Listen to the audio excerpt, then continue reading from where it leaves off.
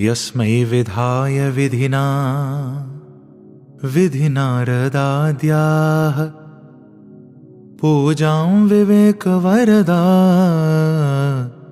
वरदास्य भावाः तं दाक्षलक्षणविलक्षणलक्षणाढ्यम् श्रीमद्विहारिचरणं शरणं प्रपद्ये। श्री राधे मेरी स्वामिनी, मैं राधे जू को दास, जन्म जन्म मोहे दीजियो श्री वृंदावन को वास। श्री राधे परमानंदमय क्षण हैं, क्योंकि हम सब उन अनंत कोटि ब्रह्मांड नायक लीला पुरुषोत्तम कुंज निकुंजेश्वर रास रासेश्वर भगवान योगेश्वर श्री कृष्ण के पावन जन्माष्टमी महोत्सव को मना रहे हैं। And Shri Krishna Janmashtami is clearly the most celebrated day for all वैष्णव्स।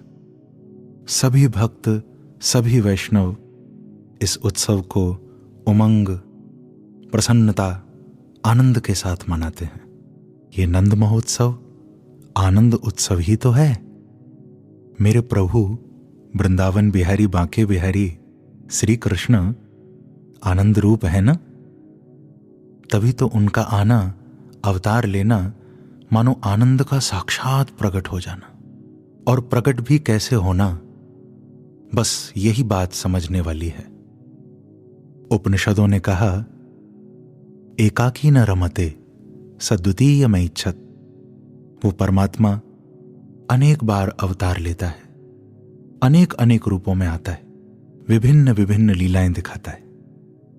चाहे महाराज दशरथ के आंगन में रामलला बनकर आए, चाहे भक्त प्रहलाद के लिए खम्भ से नृसिंह बनकर आए, चाहे परशुराम बनकर आए, चाहे वाराह बनकर आए, या राजा बलि पर कृपा करने के लिए छोटे से बामन बनकर आए। कोई भी अवतार क्यों न लिया हो, मेरे प्रभु का हर अवतार आनंदमय है, प्रकाशमय है। परंतु कृष्णावतार की सबसे बड़ी विशेषता, सबसे बड़ा वैशिष्ट्य जो मुझे लगता है वो यही है कि प्रभु ने प्रारंभ में ही दर्शन करा दिया। अन्य अवतार भले प्रकाश में लिए गए हों, लेकिन अब की बार कंस के कारागार में, घोर अंधकार में, मध्य रात्रि को जरा इन आंखों को बंद करके एक बार अंतरात्मा के नेत्रों से देखो ना, वृंदावन बिहारी साक्षात प्रकट हो रहे हैं, प्रकट हो रहे हैं। और श्रीमद् भागवत में गुरुदेव शुकदेव गा रहे हैं, निशीथे तम उद्भूते जायमाने जनार्दने देवक्यां देवरूपिण्यां विष्णुः सर्वगुहाशय आविरासीद्यथा प्राच्यां दिशीन्दोरिव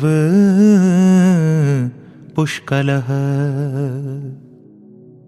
कारागार के उस अंधकार में देवकी और वसुदेव के समक्ष ऐसा लगा मानो करोड़ों करोड़ों चंद्रमाओं की चंद्रिकाओं के अद्भुत प्रकाश को लेकर वो अजन्मा लाला बनकर अवतरित हो गया। और इसीलिए मेरा कहने का मन कर रहा है कि झुककर करो प्रणाम उन्हें, जरा झुककर करो प्रणाम उन्हें जिनके हिस्से में ये मकाम आया है। क्योंकि खुशनसीब तो वही है प्यारे जिसकी जिंदगी में घनश्याम आया है, जिसकी जिंदगी में घनश्याम आया है। बंधुओं, जहां प्रकाश हो और हम दीपक जलाएं तो क्या दीपक की उतनी महिमा वहां प्रकट होगी? अरे दीपक की महिमा तो वहीं प्रकट होगी जहां अंधकार होगा। अंधकार में जब दीपक प्रज्वलित होगा तो महिमावंत हो जाएगा। अंधेरे को जब प्रकाश में परिवर्तित कर देगा तो उसकी महिमा अनंत अनंत बढ़ जाएगी। ठीक इसी प्रकार से बंधुओं, कृष्णावतार इसीलिए महिमावंत है क्योंकि मेरे प्रभु इस अवतार में जो समाज अपराध के अंधकार में डूबा हुआ था, ऐसे उस समाज को अपराध के अंधकार से निकालकर धर्म के धवल प्रकाश की ओर मेरे श्री कृष्ण ले गए। The glorious manifestation of Sri Krishna was twofold, for the betterment and for the fulfillment of mankind. सर्वजन हिताय सर्वजन सुखाय मेरे प्रभु का अवतार हुआ। मान लो जैसे किसी घर में एक कमरा 100 साल से बंद पड़ा है, उसमें ताला लगा है, अंधकार में वो डूबा है, और उसके बगल में ही एक दूसरा कमरा है जो अभी 24 घंटे से बंद है। 24 घंटे पहले ही उसमें ताला लगा था, वो भी अंधेरे में डूबा है। लेकिन बंधुओं, चाहे 100 सालों से कमरा बंद हो, चाहे एक दिन पहले बंद हुआ हो, चाहे दोनों में घोर अंधेरा हो, पर चाहिए दोनों को एक ही दीपक। जो 100 सालों से बंद है वो ये नहीं कहेगा कि मुझे प्रकाश के लिए 100 दीपक चाहिए, या जो एक दिन पहले बंद हुआ वो ये नहीं कहेगा कि मुझे प्रकाश के लिए 10 दीपक चाहिए।